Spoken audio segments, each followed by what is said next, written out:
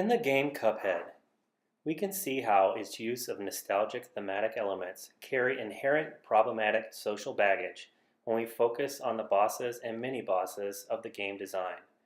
As Yusuf Cole points out in the article, Cuphead and the racist specter of Fleischer animation were unwinnable. When Studio MDHR, the creators of Cuphead, decided to recreate the rubber hose animation style from the 1930s, they also brought with it the bigotry and prejudice that held strong influence over that animation style of the time.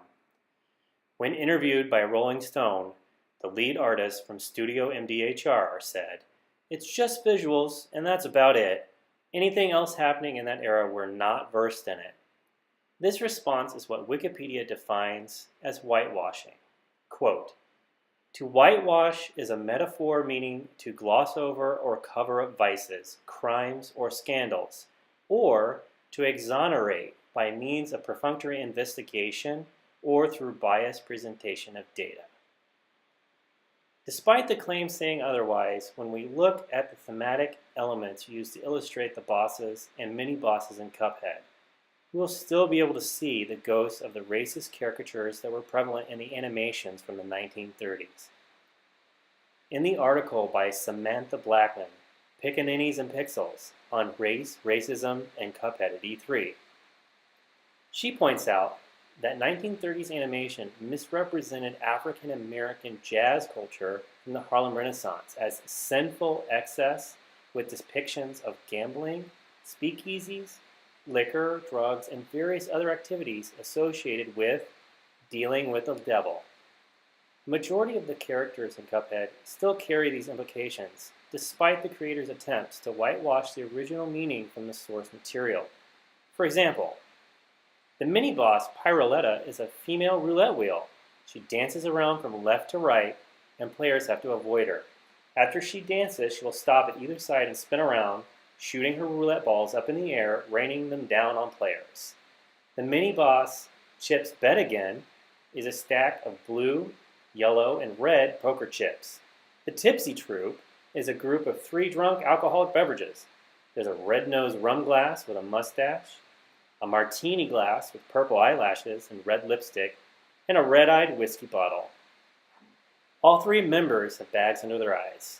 And although these speakeasy characters may not be overtly racist depictions, they unwittingly serve as a reminder of how jazz culture was depicted as a sinful endeavor. Another problematic character is the mini-boss Mangosteen. He's a floating black 8-ball that has 2 rows of exaggerated teeth acting as a mouth with 2 eyeballs situated at each end. The overpronounced nature of the mouth as it floats in front of the black spherical head is all too similar to how racist illustrations depicted large swollen lips of persons of color. In the book, The Colored Cartoon, Black Representation in American Animated Short Films by Christopher P. Lehman, the author quotes the animator Jack Zander. Quote, "Way back in the 20s, black people were repeatedly drawn in cartoons.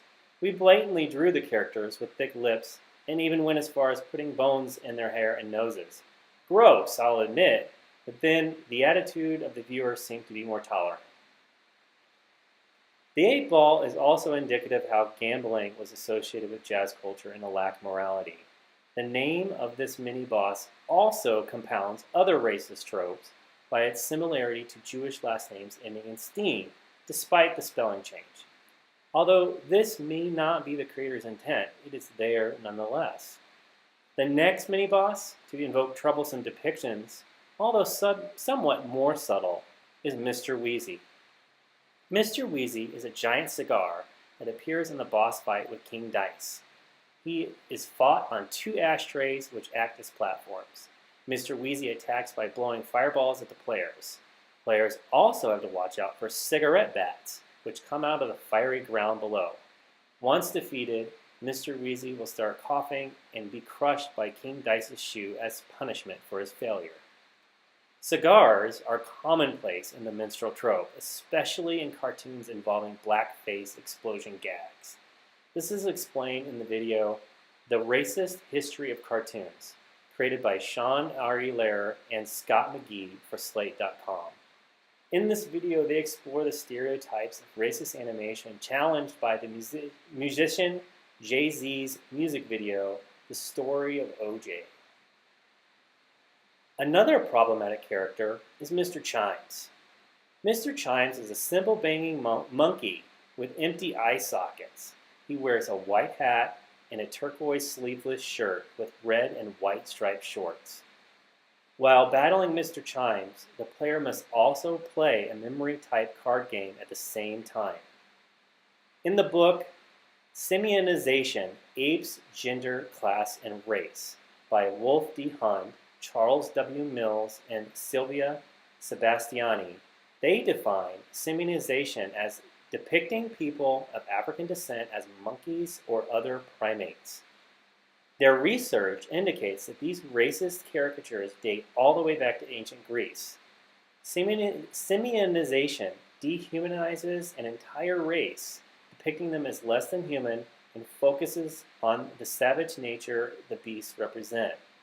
Not only does Mr. Chimes utilize this racist caricature prevalent in the 1930s, he is further dehumanized by removing his eyes and presenting him as an evil toy. The hero must then battle and outwit Mr. Chimes in order to get past to the next part of the level. However, the most obvious racist character is the boss character, King Dice. He recreates the minstrel featured in the minstrel shows commonplace during this time period in American history. These shows featured a minstrel portrayed by someone in blackface, wearing floppy bow ties, coattails, white gloves, and sometimes a thin mustache. In Cuphead, King Dice is the right-hand man of the devil, the secondary antagonist. He also serves as a gatekeeper between overworlds. King Dice is a tall humanoid with a dice head, with each side being a number. He wears a floppy bow tie, coattails, white gloves, and a thin mustache, which is customary with the racist minstrel trope. Cuphead is not an intentional attempt at using racist stereotypes as propaganda, like the source material from which it draws inspiration. Responses from interviews with the creators indicate it's more likely the creators were drawn to the beautiful aesthetics from the nostalgic animations from the early American styles. Once they became aware of the problematic nature of the material, however, it's pretty clear they were uncomfortable with its racist associations, as we all should be. Unfortunately, how they chose to deal with this was a missed opportunity. In 2017, the game designer Dori Adar gave the TED Talk, "What Video Games Can Teach Us About Racism?" In his talk, he details his work on various games that deal with racism. Most of the work presented shows how humans inherently are biased and prejudiced.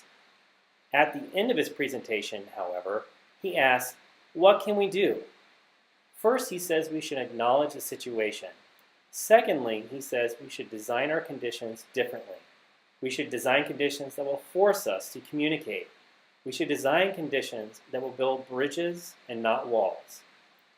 Instead of turning a blind eye and whitewashing the uncomfortable racist undertones from the animations of the 1930s, the creators of Cuphead could have used this platform to make a statement that specifically rejects racist caricatures and begins to create a space for healing and discourse.